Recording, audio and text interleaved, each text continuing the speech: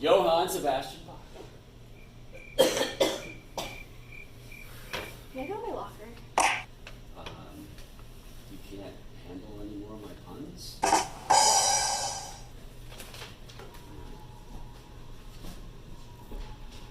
what are you doing? What are you doing? Come on, buddy. What's going on? What is going on here?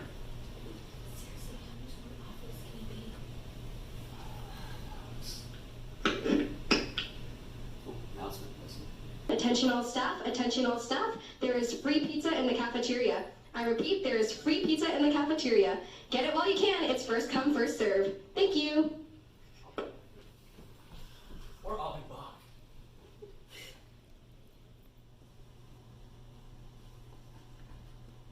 Oh man, really? Guess who your sub is? I have lots of work for you guys to do. Because I wasn't invited to eat pizza because, you know, who would think that I would like pizza? But they said, go out, cover for Mr. Ball, and I said, all right, it's for the... Attention all students, attention all students. There is also free pizza for the students in the cafeteria. I repeat, there is pizza for students in the cafeteria. Thank you. Hold on, single file line, hold on, no running, hold on, it's single.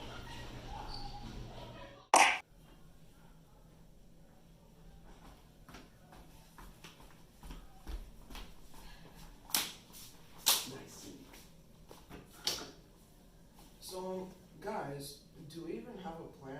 How long do we have? Let's just use D equals RT, or distance equals rate times time in order to find how much we have until we get back. I found a graph inside the teacher's room. It's titled Average Speed of Students Going to Lunch. Not sure why they have this, but we can use it to find the constant speed. Except, how are we supposed to find the constant speed just looking at the graph? Find the slope. X equals time in seconds, and y equals distance in meters. Choose 2 points from the line of the graph to determine the rise over run. The run is the horizontal change, or the change in the x-axis, and the rise is the vertical change, or the change in the y-axis.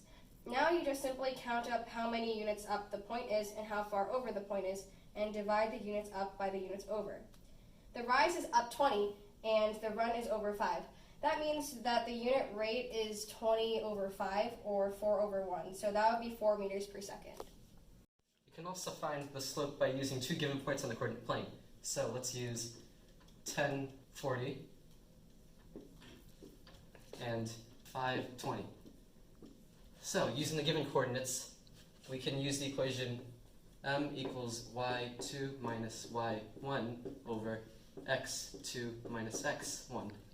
So let's dedicate this pair as 2 and this pair as 1. Then we take the difference of the y value of 2 and the y value of 1 and divide it by the difference between the x value of 2 and 1, which is also 4. Okay, so I know that the average speed of a student running to pizza is going 4 meters per second. And we know that the distance from here to the cafeteria and back is 800 meters. So using that, we can plug 800 in for D and 4 for R, and we have an equation to find the time we have left. Alright, so now I have an equation of 800 equals 4t. We can solve for t now. Yeah, we simply divide by 4 by both sides, and we approximately have 200 seconds. Except we also have to consider how much time they're going to take to eat. Right, that means we have to add 20 minutes, which is around 1,200 seconds, which means we'll have 1,400 seconds total. 1,400 seconds, that's about 23 minutes. That sounds like enough time to me. Alright, you guys ready? Yeah, let's go. Okay, I just got into Aspen. Central's been having some Wi-Fi issues, so the internet is unstable, which means I think I can breach the firewall by slipping through the glitches.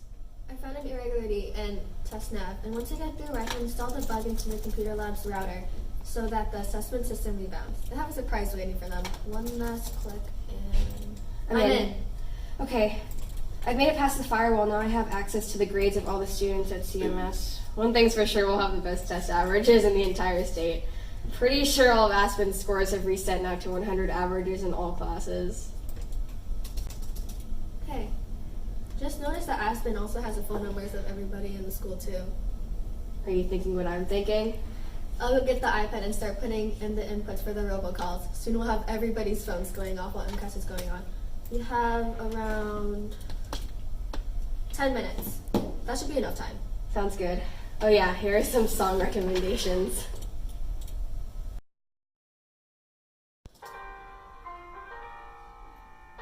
Sounds good. You ready? Let's do this.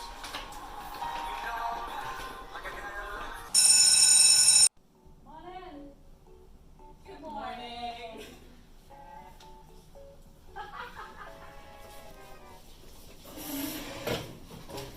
Wow. I'll remember that.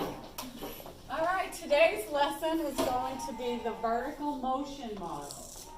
Whoa, stop! You're teaching us all wrong. Teaching it wrong. You're teaching it wrong. Whoa. Let's wrap this up.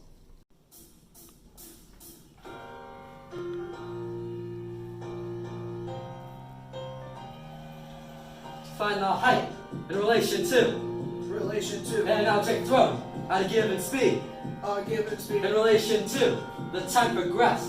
The time progressed. You then apply the vertical Motion model. Use the equation h to the power of negative 16 and t squared and dt plus s, where t is the time and v is the initial velocity.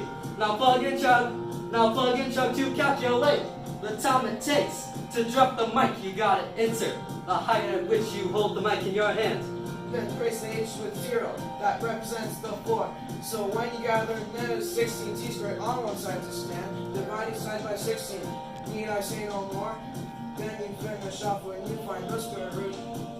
T of the number that we had set equal to t squared. T equals the time it takes for me to drop the mic in hand. Hey, that's Jesse Chrissy up ahead. Run! Wait, I'm still writing you up. You're bugging me.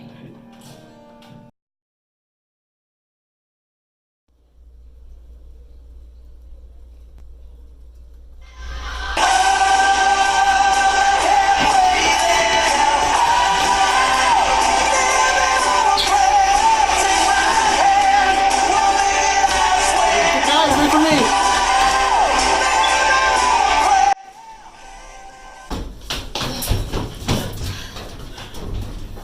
Guys, wait for me! Sorry. Oops. My bad.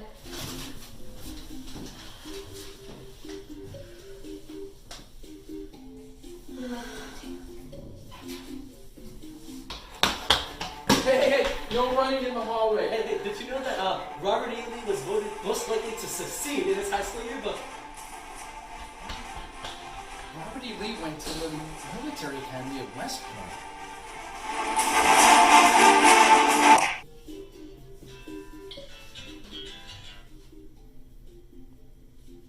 Hello?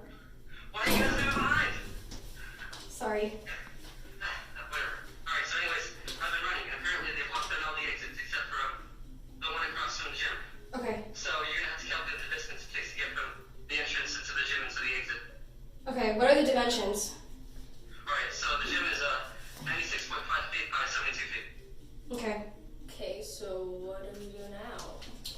Well, we know that the gym is a rectangle, which is composed of two right angles. So using that, we can now use the Pythagorean theorem.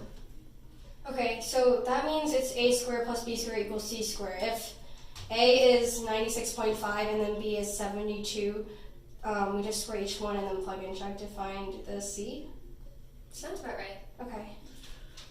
Okay, so if we know that the length is 96.5 and the width is 72, then we can use Pythagorean theorem and plug in 96.5 for A and 72 for B. So 96.5 squared is 9,312.25 and 72 squared is 5,184.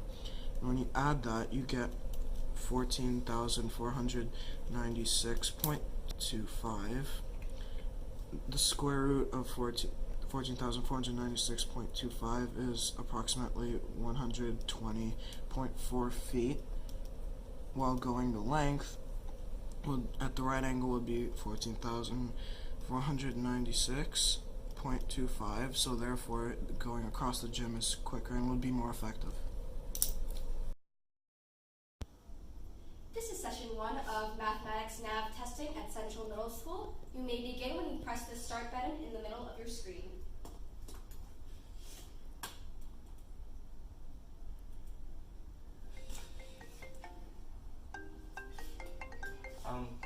That's my fault. Sorry, I'll be right back.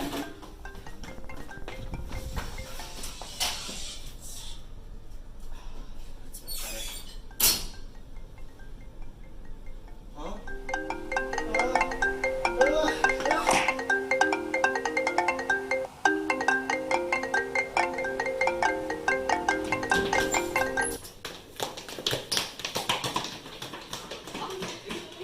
Fire alarm!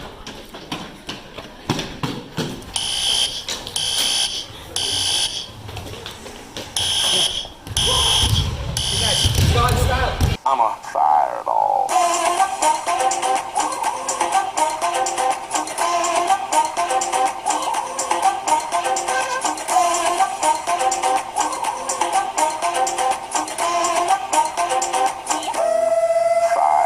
I saw, I came, I conquered, or should I say I saw, I conquered, I came. In a rain, I'ma say that every woman on my name. I'm the best you've ever had. If you think I'm running out, I never am. I'm on fire. I'm on fire. I'm on